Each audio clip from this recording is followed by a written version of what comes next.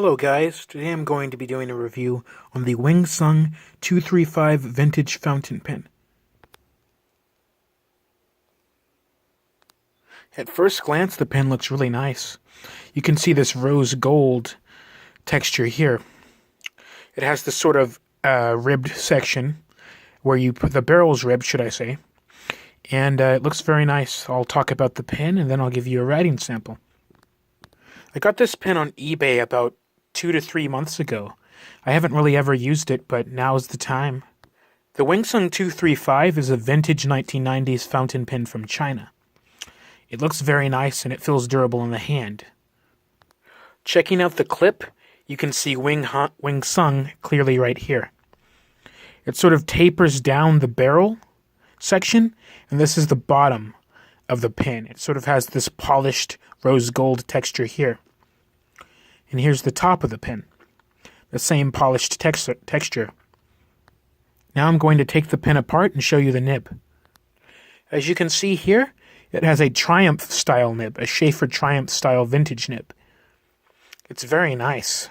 It writes with an extremely fine line, should I say an extra fine line? And I'll show you the ink converter. The pen is a lever filling fountain pen. You can see these characters here on the metal protector over the sack, and you have this lever bar here, which you press this. You dip this into a bottle of ink, you press the lever bar, and it's supposed to draw ink up into the sack. I've actually figured out a better way how to fill this pen, and let me show you now. The metal protective cover over the sack can actually be removed, and I will show you how I fill my pen.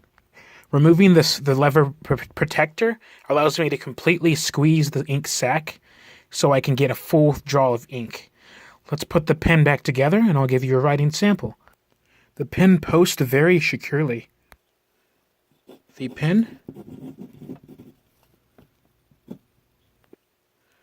Wing Sung 235. The ink, Pelican Royal Blue.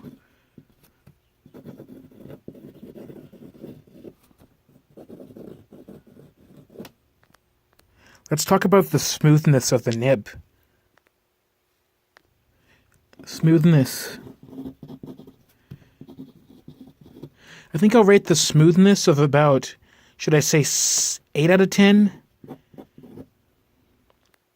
The pen writes with a quite fine line, an extra fine line, as I've said before, but due to that, it's quite scratchy, but it still is pretty smooth. The nib is a extra fine. Actually, should I say an extra fine.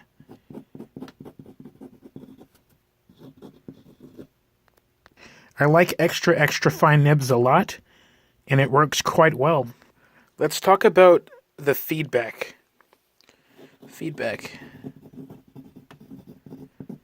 Knowing that the pen is somewhat scratchy, I would have to say 8 out of 10. The appealing characteristics.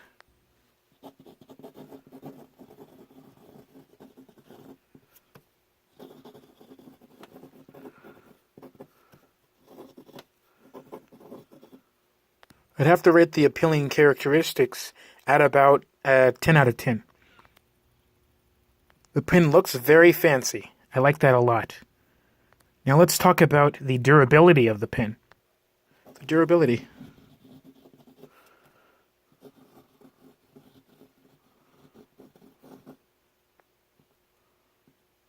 I'd have to say the durability is about a 8 out of 10. The pen is pretty sturdy, but due to its lightness and characteristics of the material used to make the pen, it's not too sturdy. Let's talk about the cost of the pen. The pen was relatively cheap. Even though it's a vintage pen, it is in somewhat high supply. It's not necessarily a large supply due to the fact they're not made anymore, but it still is a pretty dependable pen for an economical price. I'd have to say the cost would be moderate. For a vintage 1990s pen, you'd usually expect to pay at least $10, but I paid half of that for a whopping amount of only $5. $5. Let's do a writing sample of a sentence or two, and I'll give them my overall thoughts.